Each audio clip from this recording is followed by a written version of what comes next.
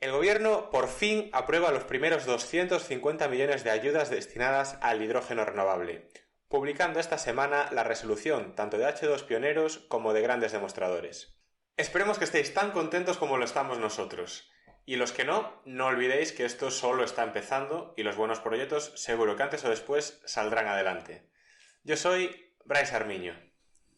Y yo soy Javier Pollos. Bienvenidos al podcast del hidrógeno, un espacio de Atlanti, donde te ayudamos a desarrollar proyectos de hidrógeno renovable, prestando servicios de consultoría, ingeniería, formación y hoy más que nunca de preparación de ayudas. ¡Empezamos!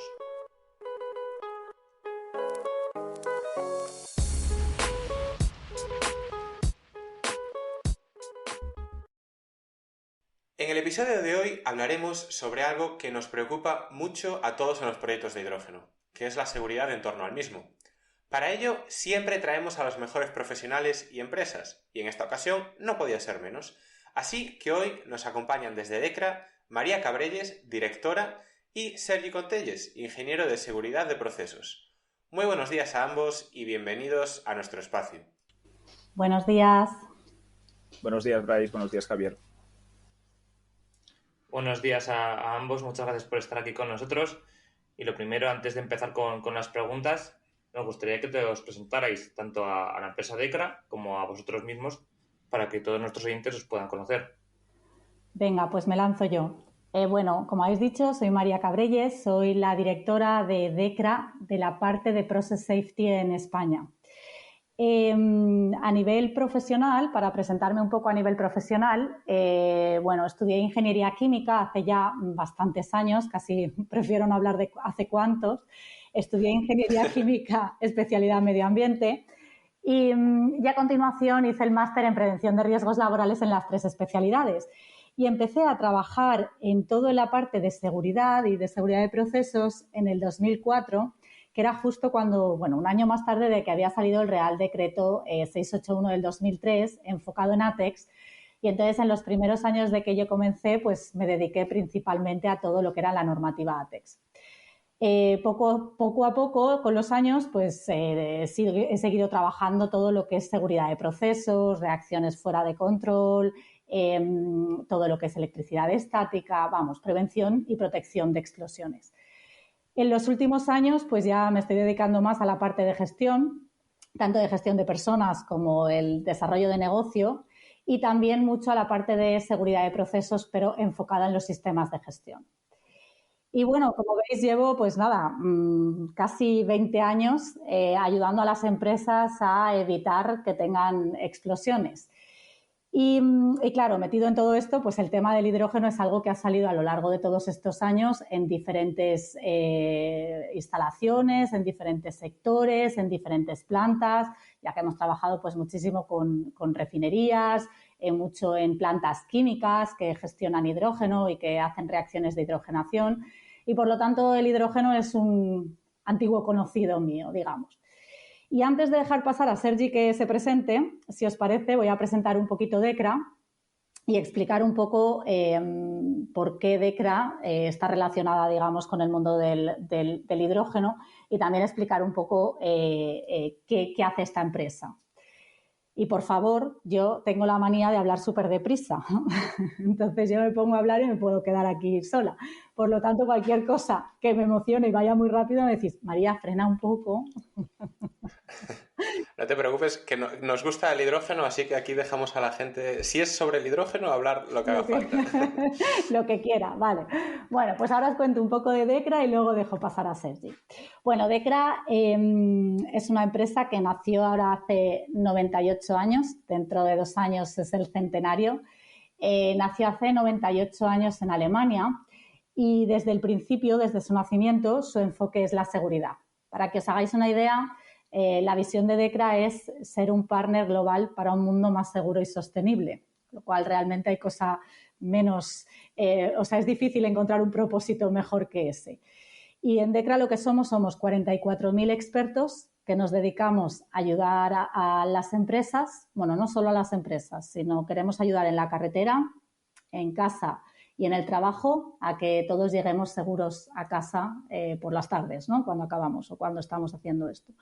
Entonces, en DECRA, lo dicho, nuestro enfoque principal es la seguridad y la sostenibilidad, con lo cual es difícil encontrar un tema que se ajuste más a lo que es la visión de DECRA, porque estamos diciendo que el hidrógeno es algo que todos los que estamos aquí sabemos que puede ser algo fundamental para la descarbonización y, por lo tanto, para la sostenibilidad del planeta.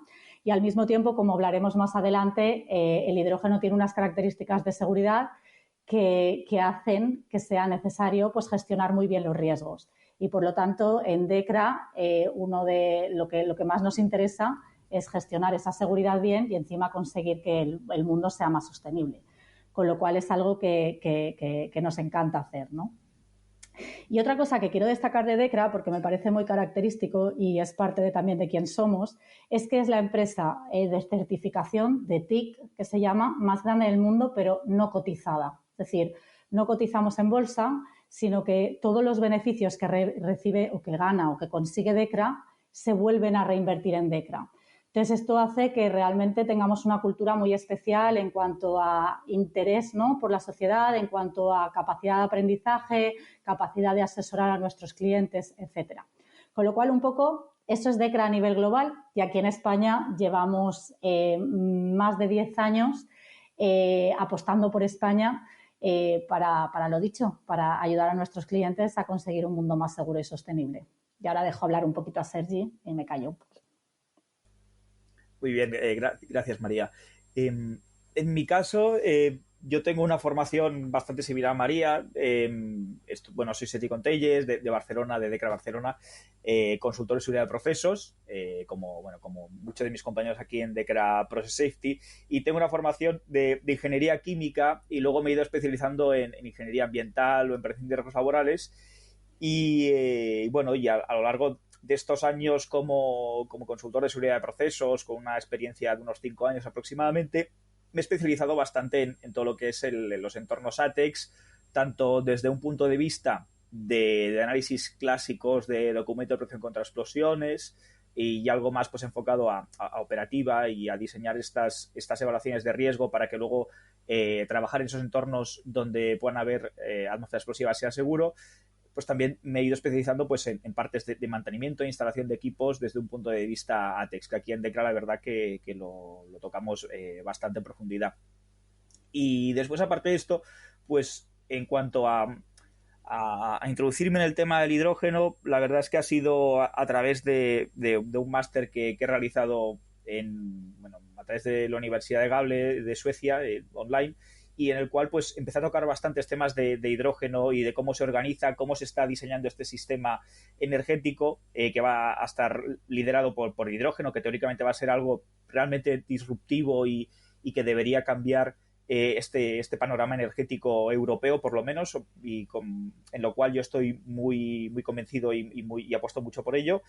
Y bueno, aparte después de eso he tenido la suerte pues que DECRA, como muy bien ha dicho María, es una empresa que apuesta por una visión de sostenibilidad y una visión de seguridad en la cual el hidrógeno la verdad es que yo creo que encaja muy bien. Aparte de todo, pues he tenido la suerte de que han confiado en mí y he podido pues eso, y participado en diversos proyectos de hidrógeno y en diversas webinarios de hidrógeno, etcétera. Y la verdad es que pues a raíz de ello pues hemos podido desarrollar bastantes cosillas interesantes al respecto. Oye, pues la formación la verdad que es específica para ese tema, la verdad que muy buena, muchos años bajo vuestras espaldas y la verdad que DECRA, pues enhorabuena por ese trabajo y por esos 98 años que lleváis dando servicio a toda esta gente. Y pues empecemos con la entrevista ya, empecemos por lo más básico, ya centrados en el hidrógeno, y es si está justificado ese miedo que existe al hidrógeno. Bueno, me encanta esta pregunta. O sea, yo diría que el miedo, decir miedo, es una palabra un poco fuerte, ¿vale? Creo que el miedo es una palabra que tiene connotaciones negativas, ¿no? Entonces, hay veces que si tenemos miedo nos paralizamos, ¿no? O sea, muchas veces dicen, bueno, es que tengo miedo, pues ya no lo hago o me paralizo. Entonces, decir que tenemos que tener miedo al hidrógeno, yo creo que no. Ahora bien, lo que sí que hay que tener es respeto al hidrógeno. Eso sí que creo que debe haber respeto al hidrógeno. Es decir, si nosotros decimos miedo con una connotación negativa, lo que puede ocurrir es que una cosa que es fundamental para la sostenibilidad del planeta y la sostenibilidad de nuestro mundo, como es que el hidrógeno se convierta en un vector energético, se puede poner en peligro, ¿no? Puede entrar en riesgo. Con lo cual, no creo que le debamos tener miedo. Ahora bien, creo que debemos de tenerle respeto, totalmente. Esto un poco, el ejemplo que yo pongo muchas veces es cuando tú te sacas el carnet de conducir, a lo mejor os parece un ejemplo muy tonto, pero cuando te sacas el carnet de conducir y es el primer día que vuelves aquí con el coche que te acabas de sacar el carnet de conducir, vas con muchísimo cuidado, ¿no? Vas mirándolo todo, vas identificando los riesgos, hay los peligros, vas analizando qué puede pasar, vas con mucho cuidado con todos los pilares que puedan surgir y, por lo tanto, ese día no tienes un rascón. El problema viene cuando empiezas a tener confianza y llega un momento en que le pierdes el respeto al coche o al garaje, ¿no? Y ese es el día en que entras tú ahí como Pedro por su casa y dices, guatata, y ese día es el que tienes el rascón. Sí, ese día que vas un poco rápido, ¿no? Y ya parece que lo tienes todo dominado y ese día y pasan las cosas. Que sacas incluso, bajas la ventanilla y sacas el esto como diciendo, bueno, ya puedo aquí llevarlo con una mano el volante, ¿no? Pues es un buen ejemplo, yo creo que ilustra muy bien, ¿no? De qué va esto. Y también destacar lo que decías antes, que el miedo paraliza. Y yo creo que además es una de las principales armas de los detractores del hidrógeno. El decir, esto es terrible, esto explota, esto mata, no lo vamos a hacer. Exacto. Es una buena metáfora ahí, sí, señor. Sí, yo respecto al miedo del hidrógeno, también me gustaría añadir que, por ejemplo, hay mucha confusión por parte de los detractores y que, en cierta manera, con este hype del hidrógeno y que hay tanta gente que se lanza a hablar del hidrógeno, por ejemplo, hace un mes y medio, 2 meses, estaba leyendo un accidente que hubo en un espectáculo de magia en Girona. Y fue un accidente con nitrógeno líquido. Y entonces, ya con el accidente del nitrógeno líquido, pues hubo un montón de gente que iba poniendo esto es el hidrógeno, no sé qué. Bueno, un montón de gente no, pero había gente que lo ponía. Y dices, es hidrógeno, no nitrógeno. Entonces, a partir de ahí se pueden generar estados de opinión porque, bueno, al final las redes sociales, las tendencias o el clickbait de noticias de fácil acceso, pues evidentemente nos puede llevar hacia una muy mala interpretación de lo que debería ser una interpretación técnica basada en experiencia, basada en normas, en estándares y no basada en opiniones rápidas de Twitter, creo. Y eso puede generar ese miedo del cual estamos comentando. Aparte de esto, sí que es cierto que lo del miedo al hidrógeno, yo creo que han habido a varios incidentes o accidentes históricos, se puede decir así literalmente, que han llevado hacia tener un cierto escepticismo al respecto de la sustancia. Y esto, bueno, empieza desde hace bastante tiempo ya y son los accidentes clásicos del Zeppelin Hindenburg que pasó en Alemania, pero también hay que tener en cuenta que eso de llevar un Zeppelin relleno de hidrógeno a lo mejor no es lo más deseable.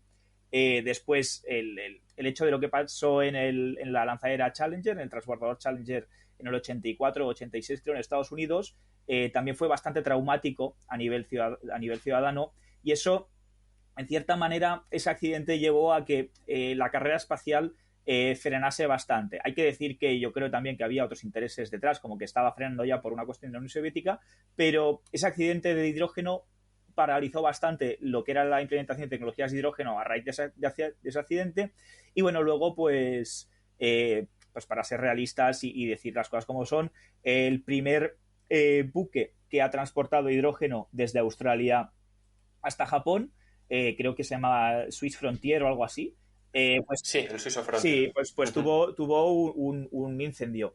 Entonces, todos estos tipos de accidentes espectaculares o que llaman un poco a visualizar esos peligros del hidrógeno, yo creo que no permiten ver el bosque, ¿no? Que ese árbol nos impide ver el bosque, y el bosque es que tenemos una industria de proceso que lleva décadas utilizando el hidrógeno simplemente ya para deshidrogenizar y desulfurar procesos de hidrocarburos y que han estado funcionando perfectamente bien, porque es que ha habido gasolina y ha habido diésel y los ha habido a un nivel global. Por tanto, el hidrógeno sí que se ha manejado. Lo que pasa que estos tipos de accidentes pueden darnos cierto miedo, sobre todo a la masa o al conjunto de la población un poco menos familiarizada con el tema del hidrógeno.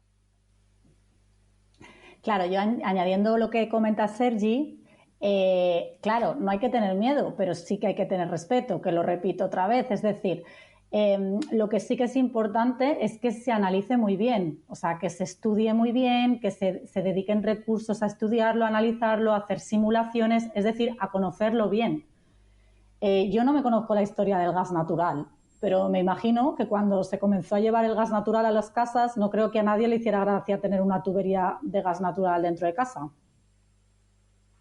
Porque al final estás llevando un gas que puede explotar, que puede inflamarse y que puedes tener muchísimos, de hecho hay muchísimos accidentes con gas natural que se conocen. Con lo cual, lo que sí que hay que dedicar es muchísimos recursos, mucho tiempo a analizarlo correctamente, y en cada uno de los proyectos, en cada una de las aplicaciones, se tiene que hacer una correcta identificación de peligros y análisis de los riesgos. Es decir, es importante que tengamos en cuenta todos, y creo que va en línea con lo que está comentando Sergi, que el éxito del hidrógeno verde, del hidrógeno como vector energético, va a depender de que gestionemos correctamente los riesgos, y que no es lo mismo a lo mejor tener hidrógeno dentro de una refinería que tener hidrógeno en un sitio que no se gestiona, que no se tiene tan controlado, ¿no?, las sustancias extremadamente inflamables. Con lo cual, lo dicho, lo repito y lo repetiré porque lo repito en todos los sitios. Miedo no, pero respeto sí, y analizarlo muy bien. Y ya lo has dicho, María, sustancia extremadamente inflamable es una de esas características del hidrógeno. ¿Cuáles son otras características que hacen que este gas, este elemento sea tan exigente en cuanto a temas de seguridad y por el que tenemos que tener tanto respeto? Bueno, a ver, un poco, ahora dejo si acaso también a Sergi comentar, pero exacto, o sea, el hidrógeno tiene unas características. Cuando damos cursos sobre ATEX, siempre lo pones como ejemplo de algo que es muy exigente desde el punto de vista de la protección y la prevención contra explosiones. ¿Por qué? Pues como bien has dicho, es extremadamente inflamable, pero además es que tiene una energía mínima de ignición bajísima. Yo siempre digo como ejemplo que es que el hidrógeno explota de mirarlo, ¿no? Y un ejemplo que a mí me gusta mucho poner en los cursos cuando hablamos y tal es, bueno, pues si tú quieres inflamar, por ejemplo, una atmósfera explosiva de metano o de propano, con una descarga de electricidad estática va a ser relativamente complicado. Sin embargo, el hidrógeno, cuando alguno de nosotros hemos cogido la bolsa del supermercado y ya se nota el cri-cri-cri que es electricidad estática, o cuando el pelo se te pone de punta, que esa energía tan pequeñita sería capaz de inflamar el hidrógeno. Es decir, es extremadamente sensible a la ignición, con lo cual realmente es muy fácil que explote. Además, tiene uno de los rangos de explosividad más grandes que se conocen. Es decir, cuando nosotros estamos evaluando una sustancia, lo primero que se mira es el límite inferior de explosividad y el límite superior de explosividad, que se llama, que es el rango en el cual el hidrógeno es capaz de explotar o es capaz de inflamar, y el hidrógeno lo tiene amplísimo, con lo cual la probabilidad de que se genere una explosión aumenta. También además es de un grupo de... Perdona, María, es un rango de mezcla con aire, ¿no? Exacto, de mezcla con aire. Para que os hagáis una idea, el hidrógeno, estoy hablando de memoria, tiene un rango de explosividad entre 4% y 70 y algo por ciento, ¿vale? Entre 4 y 75, creo, o entre 4 y 70. Todo ese rango, si está mezclado con el aire, puede llegar a explotar. Si nosotros hablamos, por ejemplo, del metano, su rango de explosividad entra entre 5 y 15. Para que veáis la diferencia. Es decir, cuando nosotros estamos por encima de 15, no puede explotar. Y si estamos por debajo de 5, tampoco. Sin embargo, el hidrógeno entre 4 y 70 puede explotar. Con lo cual, las probabilidades de que se produzca una explosión aumentan. Y mucho. Y mucho. Y mucho. Entonces, realmente el hidrógeno tiene unas características desde ese punto de vista que lo hacen especial. Y luego tiene otra cosa, que es que cuando explota de una forma muy, muy severa. Es decir, la energía que se genera en su explosión está muy cerca de unos valores muy, muy elevados, ¿vale? Mucho más elevados también que puede ser el metano o que puede ser la gasolina o que puede ser cualquier otro gas como el propano o el butano. Con lo cual, las consecuencias de una explosión de hidrógeno también son más elevadas. Con lo cual, puesto todo junto, pues realmente lo hace especial y que hay que gestionarlo bien. Sí, yo para acabar de matizar a María, sí, esa alta reactividad, que es lo que da explosiones más energéticas de hidrógeno, es un punto importante también, desde luego. Y luego, por ejemplo, también el hidrógeno, el tipo de explosiones o de incendios que genera son explosiones con una llama invisible bajo el espectro luminoso estándar. Entonces, eso también, en cierta manera añade más dificultad a la hora de manejar este hidrógeno en ambientes ATEX. Y luego, pues, evidentemente, ¿qué características tendría más el hidrógeno? Pues bueno, tiene todas las características eso, de fragilización y de difusión, etcétera, que bueno, que iremos, o sea, también afectan bastante a lo que es la seguridad de esta sustancia. Lo que sí que también, bueno, nosotros vemos en los proyectos en los que desarrollamos, ¿no? Es que, bueno, es cierto que el hidrógeno es una molécula pequeña, que fuga, poco densa, que además tiene algunas características, por ejemplo, que se escapa por cualquier ranura, como quien dice. También es cierto que estas propiedades en muchas ocasiones se pueden utilizar a nuestro favor, ¿verdad? Con un buen diseño, una buena ingeniería y, por supuesto, nociones de seguridad.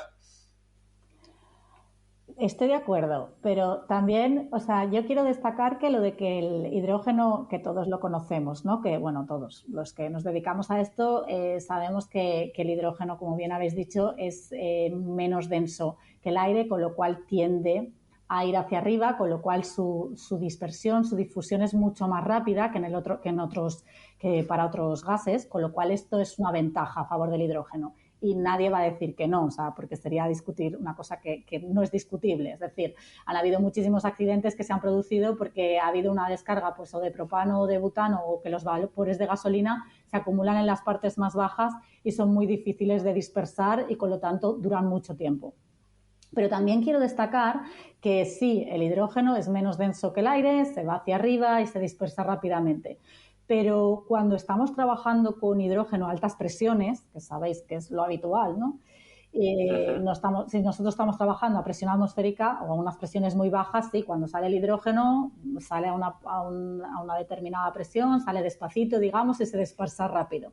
Pero cuando estamos hablando de presiones muy altas, si nosotros tenemos una fuga de hidrógeno en algún punto, si esa fuga es hacia arriba, vale, se va a dispersar muy rápido. Pero si esa fuga sale a 300 bares de un depósito de almacenamiento y sale en horizontal, realmente ese hidrógeno sale con una fuerza y con una energía, con un momento, ¿no? Digamos, hacia el lado donde están saliendo, que va a ser mucho más lento de dispersarse de lo que pensamos. Por lo tanto, si nosotros tenemos un escape de hidrógeno de un equipo a presión hacia un lado, hacia una parte horizontal, realmente sí que va a estar dentro del límite inferior de explosividad y del límite superior de explosividad, probablemente cerca del nivel del suelo, y por lo tanto hay que tener cuidado. Por lo tanto, no quiero decir en absoluto que el hidrógeno sea menos denso que el aire. No es una ventaja importante y es algo que tenemos que utilizar a nuestro favor, pero sí lo que quiero decir es que hay que trabajarlo con cuidado. Entendido. Entonces vamos a hablar de cómo trabajarlo con cuidado, ¿no? De qué aspectos tenemos que tener en cuenta también desde el punto de vista de la seguridad y del diseño cuando estamos pues configurando lo que sería, pues, no sé, una planta de producción de hidrógeno, transporte de hidrógeno, una hidrogenera, lo que sea. ¿Qué nociones básicas tenemos que tener en cuenta para hacerlo segura? Y no sé si también tenéis, pues a mano, ¿no? Pues seguro que la tenéis, pero algún tipo de normativa o incluso regulación, estándares, etcétera, que tengamos que tener en cuenta para hacer estos diseños. Sí. Respecto a esta pregunta, ¿a qué tenemos que atender cuando diseñamos plantas de hidrógeno? En general, la recomendación más generalista que yo creo que se podría dar para simplificar todo esto es que sea lo más diáfana y más exterior posible, en la medida de lo posible que nos lo permita el proceso, desde luego. De esa manera, pues conseguiríamos maximizar esas difusiones de hidrógeno que hemos comentado, que se pueden generar, y generar esas ventilaciones superiores que en ambientes cerrados. Pero al margen de esto, respecto a las normas y guías que debemos tener en cuenta, por ejemplo, simplemente mencionar que actualmente existen ciertos vacíos o ciertas faltas de normas o de legislación. Con esto no me estoy refiriendo a que no exista absolutamente ninguna, porque sí que existe, pero sí que es cierto que si estamos hablando de crear una nueva economía del hidrógeno o un nuevo sistema del hidrógeno, evidentemente este nuevo sistema de hidrógeno o esta nueva economía del hidrógeno va a generalizar y a multiplicar esos usos del hidrógeno. Y al hecho de multiplicar esos usos del hidrógeno y esas implicaciones del hidrógeno, nos va a generar que tengamos que realizar mucha más normativa y mucho más estándares de los que tenemos actualmente aplicando. Por ejemplo, en todo el tema del gas natural, como había comentado antes María, de que tampoco haría mucha gracia hace tiempo de que circulase gas natural por nuestras casas, en cierta manera deberíamos de entender que eso es un uso del gas natural que está muy generalizado y que cuando realicemos lo mismo con el gas de hidrógeno tendrán que desarrollarse nuevos marcos normativos a nivel administrativo para poder cubrir estos nuevos usos. Porque desde luego que en refinerías o que en lugares donde se utiliza el hidrógeno de manera generalizada, como instalaciones químicas, por ejemplo, ahora me viene a la cabeza la deshidrogenización del propano, que se utiliza bastante para luego poder generar polipropileno, la deshidrogenización de ese propano se realiza y luego obtenemos hidrógeno derivado de esto. Entonces, en todos estos usos, en cierta manera, ya tenemos estándares y normativas claramente aplicadas, como podría ser las de equipos de alta presión, como podría ser de estudios generalizados de seguridad, como podría ser el APQ, etcétera. Pero en otros tipos de instalaciones que se van a ver más adelante, como ahora mismo se me podría ocurrir, pues por ejemplo, no sé, en plantas de fertilizantes o en plantas de acero, habrá que ver si estos nuevos usos del hidrógeno encajan bien dentro de esta normativa. Pero, por ejemplo, para poner algo así un poco concreto que pude descubrir a través de mis estudios, por ejemplo, en el borrador de la estrategia sueca del hidrógeno, en ese borrador explica ampliamente que falta una normativa sólida y rígida sobre los usos del hidrógeno y que ahora mismo no está desarrollada. Y eso, por ejemplo, se pone en un documento básico que es una de las estrategias nacionales de hidrógeno en los países europeos y en ese propio borrador de la directiva lo menciona. Por tanto, un poco ese es el estado en el que nos encontramos ahora mismo, creo. Claro, es que la normativa de hidrógeno es cierto que al ser todo un sector que está en crecimiento absoluto, pues obviamente la normativa tiene que ampliarse a más usos, a más instalaciones. Y también os queríamos preguntar, pues bueno, hay poca normativa. ¿Dónde creéis que haría falta traer quizás esa normativa que comentáis internacional, traerla a España? Sí. Desde luego que, por lo menos por mi parte, creo que tal y como está pensado o debería pensarse los nuevos sistemas de hidrógeno, y creo que vosotros dos coincidiréis conmigo, la mayoría de normativa, yo creo personalmente, es una opinión personal, que debería de ir enfocada sobre todo a usos industriales. Al fin y al cabo, el hidrógeno está muy pensado pues para esa descarbonización de los sectores difíciles de abatir desde un punto de vista de descarbonización, y el hecho de, por ejemplo, desarrollar normativa de hidrógeno para el uso doméstico, yo creo que serán los usos finales que no están previstos por ese hidrógeno. Por tanto, desarrollar normativa clara, que exija y recoja cuáles deben ser los requisitos de aplicabilidad en sistemas de almacenamiento de hidrógeno y en sistemas, por ejemplo, de transporte de hidrógeno también, que esto va a ser fundamental para poder acabar de desarrollar e implementar esta nueva economía de hidrógeno a nivel nacional. Yo creo que todos estas normativas, estos estándares y estos testeos de tuberías de hidrógeno, de almacenamientos de hidrógeno, van a ser fundamentales para poder desarrollarlo correctamente. Almacenamiento y transporte son donde veis que hay quizás más espacio para incrementar el tema de normativa, ¿no? Sí, pero aparte yo diría que no solo es una cuestión de incrementar normativa, sino que yo creo que ahora todos los actores, ¿no?, que estamos trabajando en el hidrógeno, es trabajo nuestro, pues ahora hacer muchísimas simulaciones, evaluar muchísimo las consecuencias de una posible fuga, etcétera, etcétera, para poco a poco que se vaya actualizando la normativa y se vaya ajustando a los usos del hidrógeno. Pero sí, claramente es almacenamiento y transporte donde realmente es necesario para que haya una seguridad, ¿no?, para que haya seguridad jurídica y para que todo el mundo tenga claro cómo y cuándo y dónde, no, más que cuándo no, cómo y dónde se pueden instalar los diferentes almacenamientos, el transporte, etcétera, etcétera, es fundamental, ¿no? Sí, yo ahí aparte acabaría de matizar que claro, que teniendo en cuenta la situación de España y los objetivos de España como país que ambiciona a ser un hub energético o una potencia energética en el sur de Europa, en cierta manera las capacidades de almacenamiento que tiene España ahora mismo a nivel energético creo que son más bien bajas y que lo que son las estrategias de almacenamiento energético de gas natural, por ejemplo, creo que si las comparamos con Alemania, por ejemplo, son más bajas.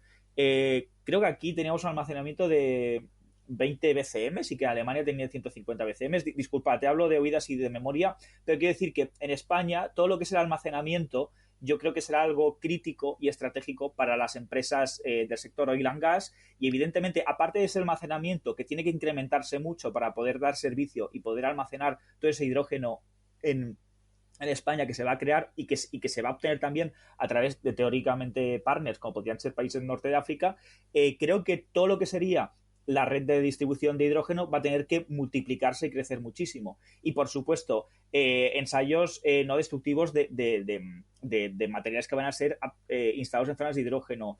Estas normativas o estos estudios para hidrógeno van a tener que implementarse muchísimo.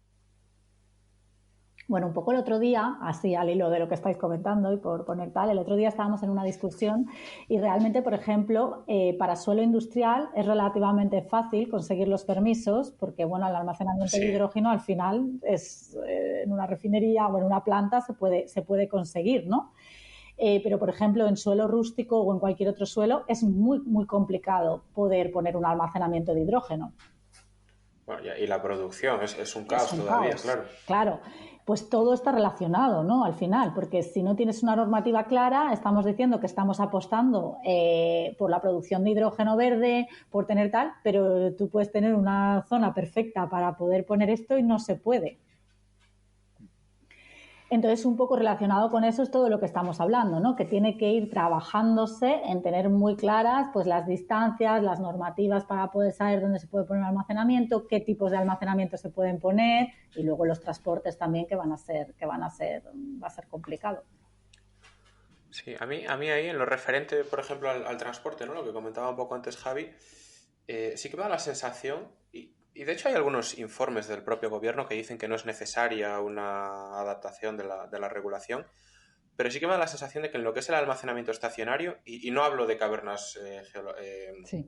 salinas, almacenamiento geológico, ni mucho menos, sino lo que son los típicos tanques, vámonos al caso de Iberdrola en Puerto Llano, que debería de dejarse más claro, por lo menos, porque lo que se refieren los profesionales del sector al final es vámonos a la normativa canadiense, ¿no? Como puede ser la NFPA 2 o la 50, pero no hay por sí un real decreto en España que te hable de almacenamiento estacionario de hidrógeno, por ejemplo. Lo hay de almacenamiento de recipientes móviles, que es la PQ5, pero no estacionario. Entonces esas cosas, claro, da poca seguridad, porque incluso tú después vas a certificar esto con el delegado de industria, pues no sé, aquí en Galicia o donde sea, y cómo justificas, ¿no?, que las cosas están bien hechas. ¿Eso vosotros cómo lo afrontáis? Bueno, pues un poco lo que estás comentando. Nosotros, por ejemplo, con botellones, que sí que hemos estado trabajando, es eso, al final se sigue la APQ, pero luego aparte, lo justificamos haciendo muchísimos estudios de consecuencias, haciendo muchísimos cálculos. A día de hoy, de hecho, estamos haciendo en algunos casos un CFD para poder justificar dónde se ponen las cosas. Es decir, como decíamos al principio, lo estaba comentando antes, se tienen que hacer ahora al principio muchísimos estudios para justificar cosas que probablemente dentro de X años no serán necesarias porque ya se habrán justificado. Pero ahora realmente es dedicar muchísimos esfuerzos y recursos a hacer cálculos específicos, con todas las posibles hipótesis, con todas las posibles cosas que puedan ocurrir, viendo las medidas de mitigación, etcétera, etcétera. Sí, respecto a esto que comenta María, respecto a esos cálculos con CFD que se realizan en zonas de hidrógeno que estamos realizando y que probablemente se deberán ampliar, por ejemplo, la norma ATEX cubre perfectamente lo que son cálculos de hidrógeno, pero los cubre en cierta manera, pues bueno, con una generalización bastante amplia. Pero también es cierto que la propia norma, la 60.079-10.1 para clasificación de zonas ATEX, menciona, en el apartado 5, que se pueden hacer simulaciones con Computer Fluid Dynamics para saber exactamente qué es lo que tenemos ahí. Porque evidentemente estar manipulando la molécula más pequeña que existe junto a presiones de más de 1000 bares y energías mínimas de ignición muy pequeñas, pues puede motivar que, a pesar de que se esté realizando pues un estudio ATEX, pues estos estudios ATEX se complementen o se mejoren con CFD. Y todo esto, pues aparte de para los estudios ATEX, pues como ha dicho María, también es para tener un conocimiento más generalizado de cómo se comporta ese hidrógeno. Sí. Claro que estos CFDs al final son simulaciones de cómo se expandiría o cómo se comportaría el gas en un determinado entorno, ¿no? Y así podéis tomar decisiones. Exacto. Y para poner un ejemplo, imagina, nosotros estamos haciendo un cálculo para una bahía de botellones, ¿no? Y entonces se hace un estudio de consecuencias y dices, mira, las consecuencias de radiación y de sobrepresión pueden llegar a X metros, ¿vale? Se tienen en cuenta una serie de hipótesis y se define, bueno, en el caso de que pasara esto, ¿qué pasaría? ¿Hasta dónde llegaría? Y imaginaros, pues llega a X metros, no puedo decir, pero a X metros. Y esos X metros no es tolerable, ¿no? Digamos que X metros hay algo entre medias que hace que entonces esos botellones no se puedan instalar allí. Y entonces decimos, bueno, ¿qué medidas de mitigación tenemos para poder realmente mantenerlo? Pues imaginaros, decimos, pues nos dicen, no, pues vamos a poner alrededor un búnker o vamos a poner un muro que va a hacer que en el caso que haya una fuga, esa fuga choque contra el muro y por lo tanto la radiación en el muro se quede y no llegue a donde habíamos dicho al principio. Eso simplificando se puede decir, sí, pues ponemos el muro y ya está. Pero claro, con el hidrógeno no sabemos exactamente cómo se va a comportar esa llama, no sabemos cómo se va a comportar exactamente esa sobrepresión. Entonces, con CFD, por ejemplo, se puede hacer en 3D realmente qué es lo que va a ocurrir. Si realmente esa radiación, simplemente con poner el muro ya tenemos suficiente y por lo tanto detrás de ese muro ya no va a llegar. O por el contrario, si se abre una válvula y se abre hacia arriba y realmente que inflama nada más salir o se ignita nada más salir, pues al revés, ese muro no sirve. Entonces, lo que hacemos es hacer estudios muy exhaustivos para realmente ver las consecuencias que puede tener cualquier situación anómala que se pueda producir. Ya. Y claro, entiendo que esos estudios os sentiréis prácticamente como un guionista, ¿no? De película. O sea, aquí vamos a poner todos los escenarios posibles y analizar todo lo que puede salir bien, todo lo que puede salir mal. ¿Qué tal si lo vinculamos esto también con una pregunta que tenía yo aquí preparada para vosotros? Que es esa. O sea, yo os llego con un proyecto de una hidrogenera que he dimensionado yo. ¿En qué consiste vuestro trabajo del análisis de seguridad? Hemos escuchado cosas de ATEX, de ACID, de HAZOP. Contadnos un poquito entonces de cómo desarrolláis este tipo de análisis. Sí, bueno, sí. Te dejo. Vale, bueno, gracias María, disculpa. Bueno, este enfoque en cierta manera se debe abordar de una manera desde el punto de vista de Product Safety, de una manera escalonada, partiendo primero de análisis básicos, sobre todo en lo que sería la ingeniería básica o de detalle, donde los estudios HACID o los estudios HAZOP aportarían muchísima información. El hecho de poder hacer un HAZOP o un HACID en estos estudios, en cierta manera, en un estudio de hidrogenera, por ejemplo, o en un estudio de una instalación de hidrógeno mayor todavía cobra más. Luego, Sergi, Sí. Perdona, si nos puedes explicar un poco también en qué consisten para que así todo el mundo esté en la misma línea. Sí, perfecto, gracias. Porque a veces hablamos desde un punto de vista extremadamente técnico. Los estudios HACCP y HAZOP, primero empezamos con el HACCP, es un estudio de identificación de peligros y de cómo estos peligros pueden afectarnos de manera general a nuestra instalación.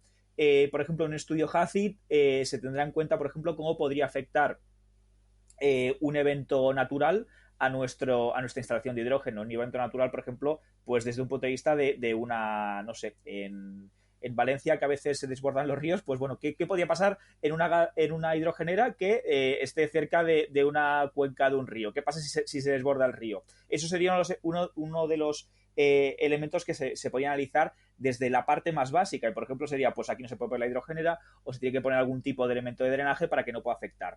Aparte de esto, en los HACCP también se puede empezar a ver elementos muy típicos de nuestros días, donde podría ser, oye, pues teníamos que intentar abordar la ciberseguridad de proceso en una hidrogenera o en una instalación de hidrógeno más amplia. Y en esos actores externos, pues podríamos empezar a construir pues nuestra hidrogenera. Luego, cuando pasamos al HAZOP, en el HAZOP ya estamos analizando lo que son las desviaciones de proceso, como que, por ejemplo, que nos falla un compresor de hidrógeno y que si este compresor de hidrógeno nos falla y nos da pues más sobrepresión o menos sobrepresión, ¿qué es lo que pasaría aguas abajo en esos tanques? Y si esos tanques, pues sus presiones de diseño podrían soportar la sobrepresión o no la podrían soportar, o se generaría un desfallecimiento a lo largo del tiempo.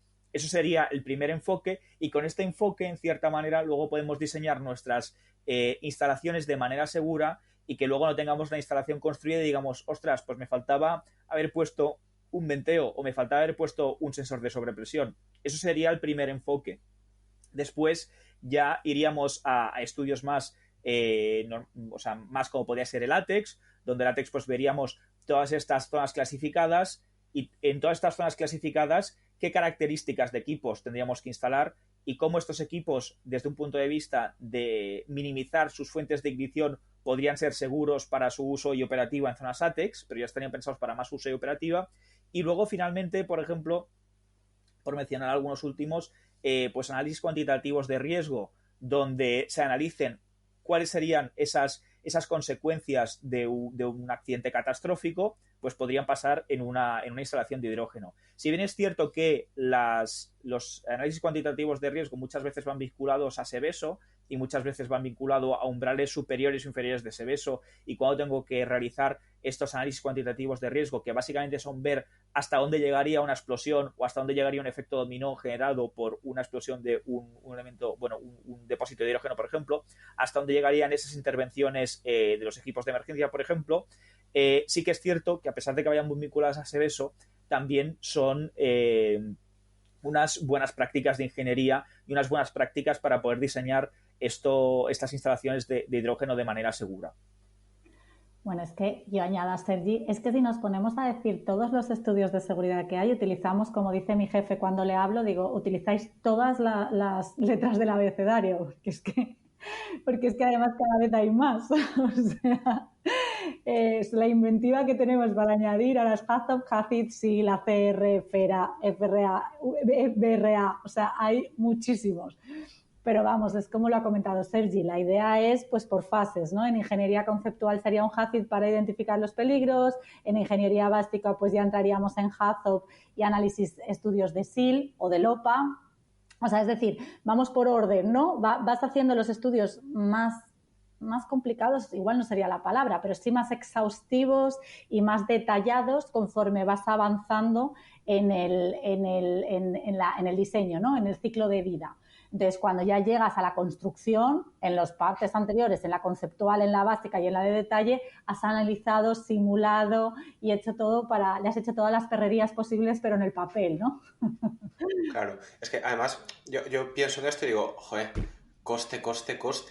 Pero si lo dejas todo para el final es que igual tienes que hacer la ingeniería de cero de nuevo. Claro, o sea, yo como decimos siempre, si lo haces en papel, lo haces al principio, te ahorras muchísimo dinero a la larga. Porque cuanto más tarde lo hagas, más cosas vas a tener que cambiar, digamos. Entonces, es fundamental. Por eso yo decía lo del principio y me vuelvo a repetir. Respeto en cuanto hay que hacer análisis muy exhaustivos para asegurarte de que luego si tienes un incidente o un accidente no va a pasar nada, ¿no? O sea, se va a quedar en nada, digamos. Sí. Sobre todo yo acabaría de matizar en instalaciones donde el hidrógeno sea de nuevo uso, donde no se había utilizado el hidrógeno hasta ahora. Si empezamos a utilizar hidrógeno para descarbonizar cementeras y empezamos a utilizar hidrógeno eso en ambientes donde hasta ahora lo que habían utilizado era cemento, que el cemento en general es totalmente eso, que no nos va a generar problemas explosivos, pues claro, el hecho de utilizar ese hidrógeno en nuevos ambientes y esa inexperiencia de los procesos y de las operativas, pues creo que motiva mucho el empezar la seguridad pues por abajo, por la ingeniería conceptual, luego la básica y luego ir subiendo. Pero, perdona un momento, pero añadiendo que quiero comentar que cuando se hacen refinerías se hace todo esto. O sea, quiero decir, independientemente de que tienen mucha experiencia en utilidad de hidrógeno, en utilizar, bueno, en manejar estos riesgos, siempre que se hace una ampliación o se suele decir revamping de una refinería, siempre se hacen todos estos análisis. Desde la conceptual hasta la de detalle se hacen ACRs, Building Risk Analysis, estudios de consecuencias, FERAS, de todo. Claro, y esa era un poco mi siguiente pregunta, y era relativo a que ahora con el hidrógeno verde pues parece que todo ha cambiado, pero la pregunta era si estos estudios que hemos comentado son perfectamente transferibles desde las plantas actuales y los usos actuales que tiene el hidrógeno, o hay diferencias con la producción de hidrógeno verde, No, las hidrogeneras, etcétera. totalmente similares. O sea, quiero decir, los estudios son las mismas, las metodologías son las mismas y realmente llevamos muchísimos años haciendo esto. Lo único que pasa es que la cultura, por eso iba un poco sí lo que dice Sergi, ¿no? De tal, claro, la cultura que se tiene en un sector que siempre ha estado trabajando con este tipo de sustancias no es la misma a lo mejor que se tiene en otros sectores. Entonces, más que los estudios que son muy conocidos, lo que sí que hay que asegurarnos es que tenemos la cultura, todos, de aplicar esto que ya se sabe desde el principio. Y estamos hablando solo de fase de diseño, pero luego ya en fase de operación pues todavía más. Se tienen que operar las instalaciones de una forma muy segura, con lo que llamamos PCM, que es Process Safety Management, teniendo a las personas muy formadas en los peligros, en los riesgos, en cómo se tiene que gestionar la instalación. Es decir, que hay que extraer lo que ya conocemos de otros sectores, hay que sacarlo y asegurarnos que se aplica bien.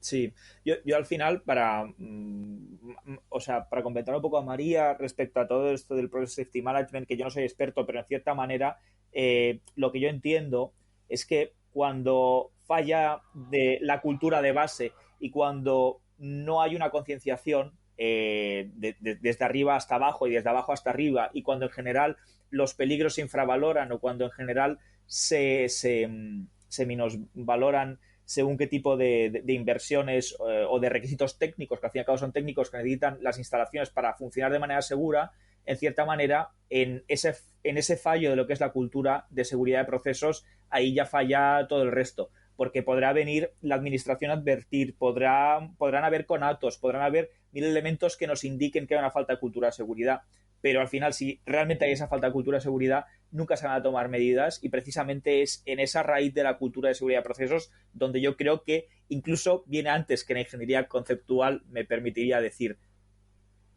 Y otra pregunta muy interesante, y es que hasta ahora yo creo que cada vez que hablamos de seguridad de hidrógeno, de almacenamiento de hidrógeno y tal, pues siempre yo creo que a todos nos viene a la cabeza tanques para almacenar hidrógeno en estado gaseoso. Y un poco también por conocer vuestra experiencia y vuestra opinión acerca del almacenamiento de hidrógeno líquido, ¿qué diferencias en cuanto a seguridad nos encontramos aquí?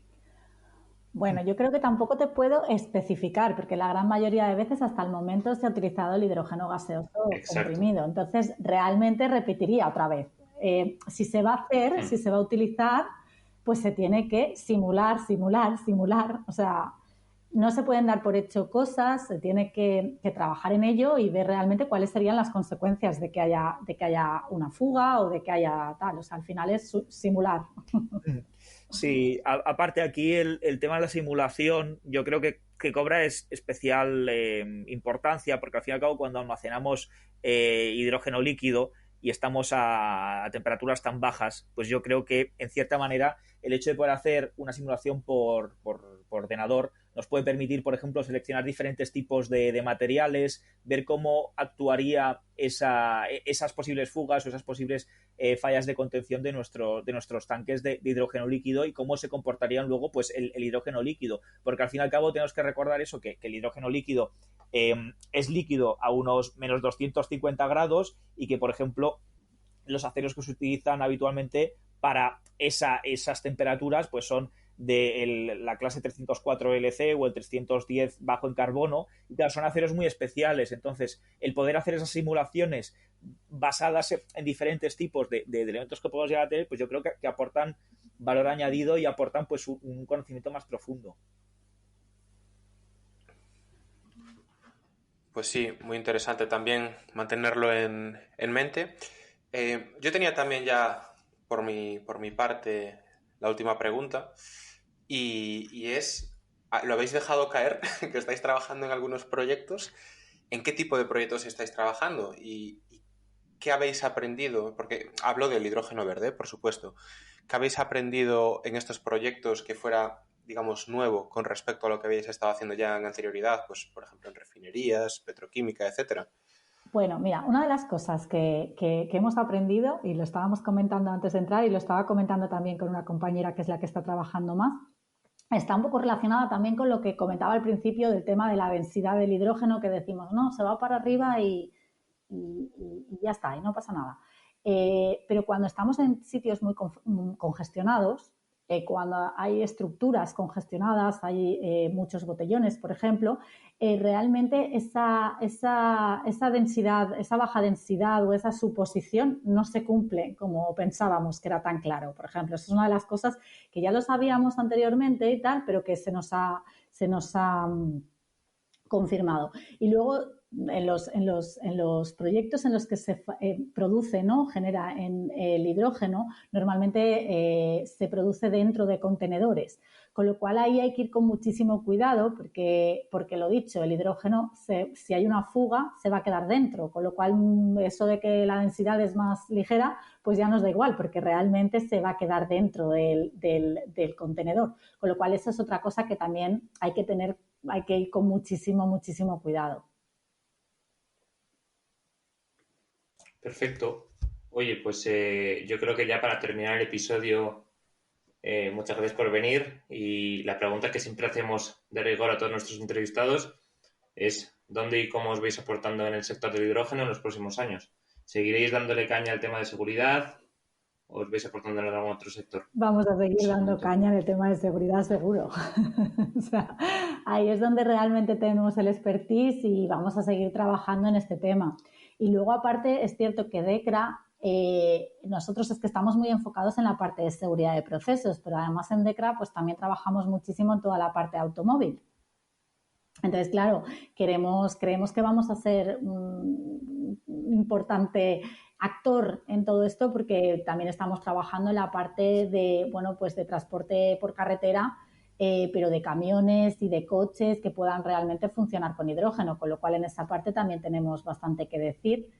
Y luego, por ejemplo, dentro de DECRA hacemos ensayos y, por ejemplo, ahora mismo ya estamos viendo cómo ensayar pues, hidroductos para ver si son válidos para trabajar con hidrógeno, para ver la presión máxima que tienen que aguantar, certificando válvulas, es decir, componentes que también van a formar parte de la construcción de las instalaciones. Con lo cual nos vemos tanto en la parte de proyectos, que es lo que estamos haciendo a día de hoy, de manera bastante exhaustiva.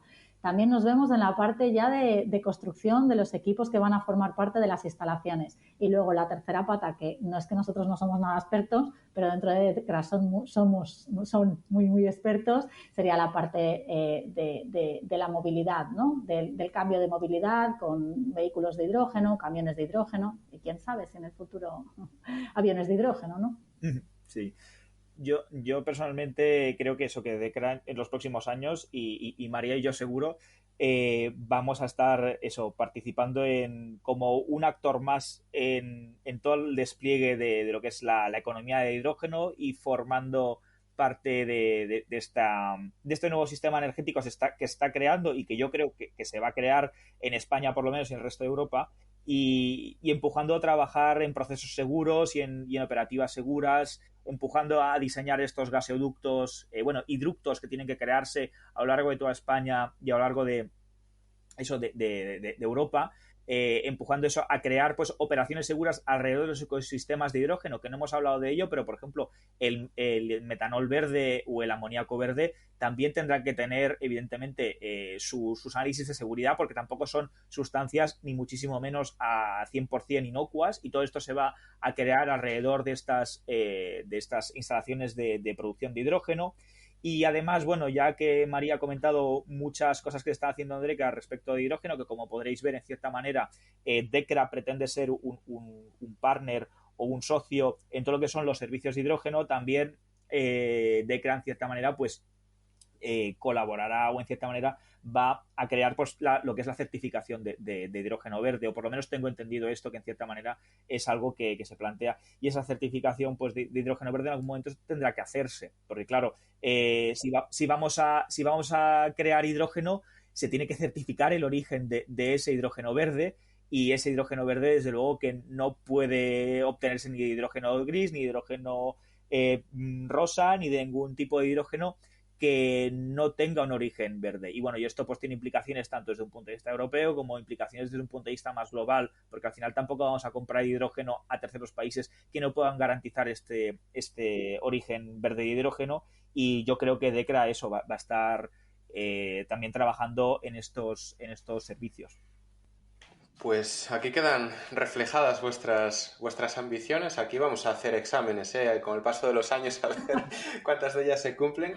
Pero se repite la historia, ¿eh? No somos conformistas las personas del sector del hidrógeno, porque cada vez que viene alguien, desde luego que apunta muy alto, y estamos súper contentos de que sea así, porque bueno, el reto es todavía muy grande, ¿no?